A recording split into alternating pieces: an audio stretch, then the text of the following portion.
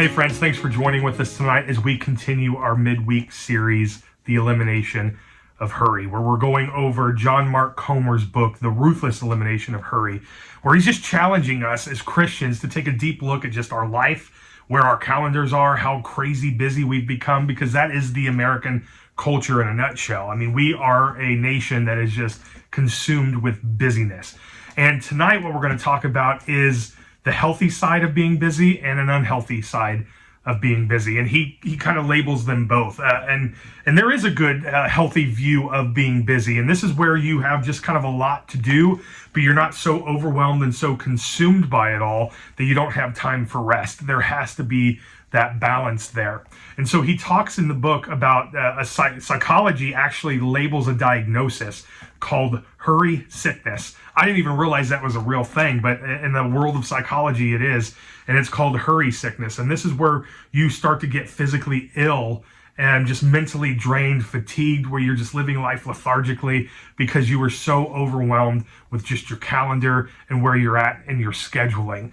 And so he brings this connection to us by using things like social media, watching TV, and all of these extracurricular things as kind of a numbing agent because we just can't handle everything at once. And so we don't watch it to entertain ourselves. We watch it to just get distracted from our busy schedules. And that really kind of spoke out to me a little bit.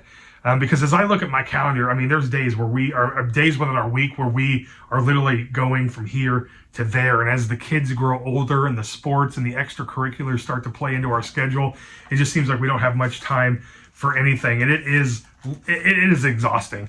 I don't think I'm at the level of the hurry sickness because I create margin to make sure I find the things that recharge my life. And every one of us have that. And if you don't, I really challenge you. This is me. This isn't the book speaking. But I really challenge you to find a hobby, something that recharges you, because that is what honoring the Sabbath is all about. All the way back in Exodus 20, when God gives the command to Moses to bring down to the people, one of the commandments is to honor the Sabbath. And we carry that over into the New Testament, which means it should still apply to us. And Jesus, he brings it back to its original definition because all the Pharisees and the religious leaders were really trying to, create a system within what the Sabbath looked like, where you couldn't do any work. Well, that's not what God intended for the Sabbath to be. The Sabbath was made so that we made margins to find rest. But rest doesn't necessarily mean that you have to sit on the couch and do nothing. You see, when we get that mentality kind of stuck in our minds, that's where we go, where we feel like, well, I can't rest. My body just doesn't allow me to. My mind's always thinking. And what the Sabbath means is that you just need to find ways to simply recharge. And oftentimes a great hobby can help you do that. So what does that look like for you? Well, maybe you're a guy that likes to go fishing, right? You're a girl that likes to go out and go shopping. That seems to be busyness, right? Because you're throwing that in there, but this is something you just might enjoy doing. Maybe it's getting with the girls and going to have breakfast together, getting the guys watching the UFC fight on a Saturday night. Whatever it is, it's the things that recharge you. And if you make that holy to the Lord, where you're recharging so that you can be beneficial to the kingdom of God, that's what the Sabbath means. That's what it means for you to find rest. And a lot of times our schedules are so busy that we don't even have time to do that. I mean, let me ask you, when was the last time that you contacted one of the friends in your contacts, right? One of your friends and said, hey, why don't we get together and go do something? Oftentimes we wait for someone else to initiate that conversation, but I'm asking you, when was the last time you reached out to someone and said, hey, I need to get out. I want to go spend some time doing this because it recharges me. I'd love for you to go with me. Do that. Don't be ashamed of that. Just create that margin and bring people with you. Sometimes it might force them to find a hobby as well. And I know I try to create some things that are just things that build me up and recharge me. My wife may not understand it. My kids may not be involved in it, but at least it recharges me. Even if it's for 30 minutes, even for an hour. I want it to be all day, obviously, to recharge, but it's whatever those little moments are that just really bring some perspective and to reflect and rest and to recharge to get prepared for the week ahead. And so in the Bible, there's a couple things I want to read and talk about. There's a story that comes from Luke 10. You've all heard this, especially around this time of year with Thanksgiving. I mean, we go through the hustle and bustle of getting everything ready, and there's a perfect story that fits that narrative. And it comes from Luke chapter 10, and it's Mary and Martha. And I just want to read starting with verse 38. Here's what it says. Now as they went on their way, Jesus entered a village, and a woman named Martha welcomed him into her house. And she had a sister called Mary who sat at the Lord's feet and listened to his teaching. But Martha was distracted with much serving, and she went up to him and said, Lord, do you not care that my sister has left me to serve alone? Tell her then to help me. But the Lord answered her, Martha, Martha, you are anxious and troubled about many things. This is that hurry sickness that psychology is warning us about. But verse 42, but one thing is necessary, and Mary has chosen the good portion, which will not be taken away from her. And see, what Jesus is doing here is he's showing her that there is perspective on what needs to take place. And right now, she is running ragged, just trying to make everything work, trying to please everyone that's coming, trying to be the perfect host, have the right food, have the right menu, have the right music playing in the background, have the perfect clean house. All of these things that Jesus says just quite frankly aren't necessary. You're doing all this work to impress me and impress the rest of the guests that are coming. But what Mary's understood is that just being with me is enough.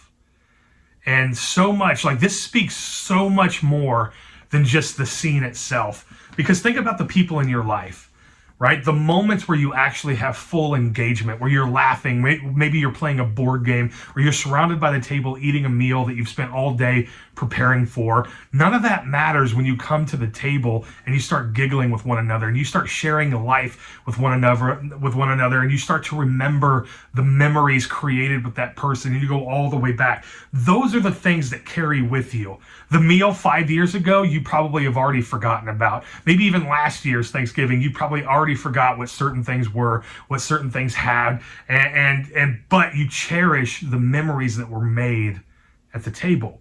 And what Jesus is saying is when you take time to embrace what's really important, for one, me, Jesus, but also just the attitude of engaging with one another, all of this other stuff isn't necessary.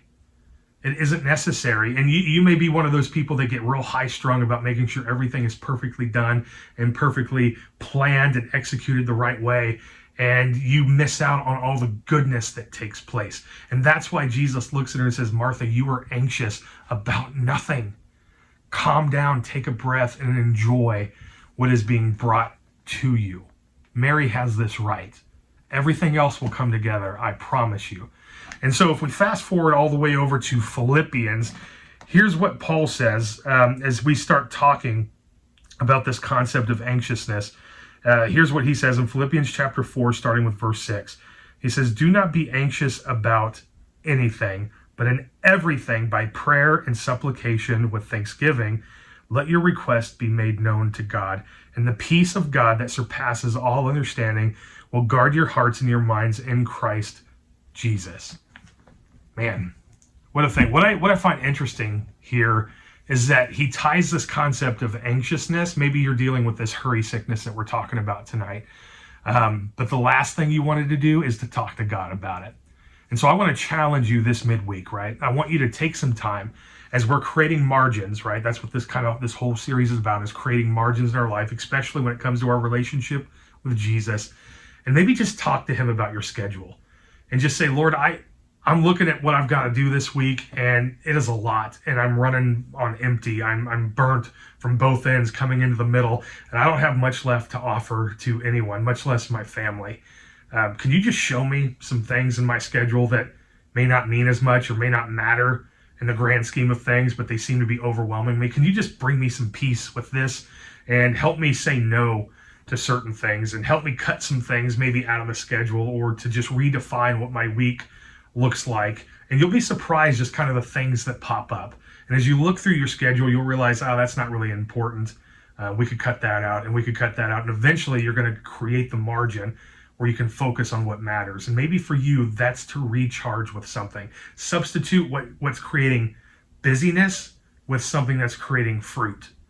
and let it recharge you. The things that matter. Maybe for you, what recharges you is just spending time in the kitchen with someone you love and creating something new, a dessert, right? Maybe it's an entree or some sort of appetizer that you just want to work on, and you make this together so that when Thanksgiving comes, you both have this memory together where you've made something special. And that's what matters. Or maybe for you, it is going to take a buddy fishing. May not be very good this time of year, but nonetheless, it's there. Hunting season starts this week. So maybe for you, sitting in a deer stand, that's what recharges you. But nonetheless, give that to the Lord and just let him know, hey, I'm recharging physically, but I want to make sure I'm recharging spiritually here as well. And so when you're in the deer stand, use that as a moment to create margin to spend some time with God. When you combine these worlds together, it makes such a deeper impact in our life. And so, friends, as we start to prepare for what seems to be the busiest season of the entire year, may we take a step back, take a deep breath, and just realize everything will be okay if I keep my priorities focused on Jesus and the things that matter.